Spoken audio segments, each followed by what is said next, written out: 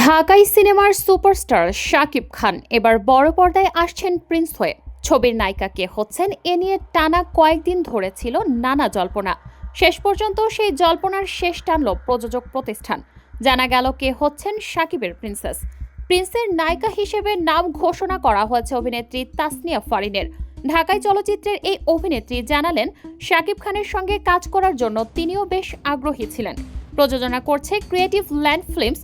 শনিবার প্রতিষ্ঠানটির ফেসবুক পেজে দেয়া এক পোস্টে বলা হয়, বাংলা চলচ্চিত্রের সবচেয়ে প্রতীক্ষিত সিনেমা প্রিন্সের গুরুত্বপূর্ণ চরিত্রে যুক্ত হলেন তাসনিয়া ফারিন।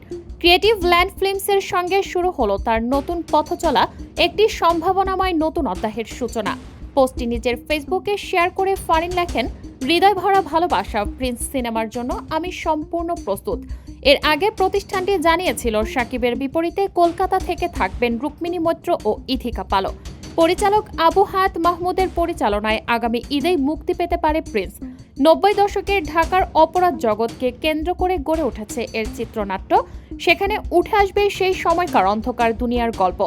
নায়ককে বিভিন্ন বয়সে দেখানোর প্রয়োজনীয়তায় শাকিব খানের নিতে হতে পারে প্রস্থেটিক রূপটানো। সিনেমাটিতে ক্যামেরা, নৃত্য, অ্যাকশন ও রূপসজ্জার দায়িত্ব সামলাবেন বলিউডের কয়েকজন বিশেষজ্ঞ। পরিচালক জানান, অ্যানিম্যাল খ্যাত চিত্রগ্রাহক অমিত রায় থাকছেন সিনেমাটির চিত্রগ্রহণে। একই সিনেমার রূপসজ্জা শিল্পী শাকিবের মেকআপের দায়িত্বে থাকবেন। গল্প লিখেছেন মেজবা উদ্দিন সুমন, চিত্রনাট্য করেছেন তিনি ও মোহাম্মদ নাজিম উদ্দিন। পরিচালক জানিয়েছেন, ডিসেম্বরের প্রথম সপ্তাহে শুটিং শুরু হবে। আগামী ঈদে মুক্তির লক্ষ্যে এগিয়ে যাবে কাজ। বিনোদন ডেস্ক।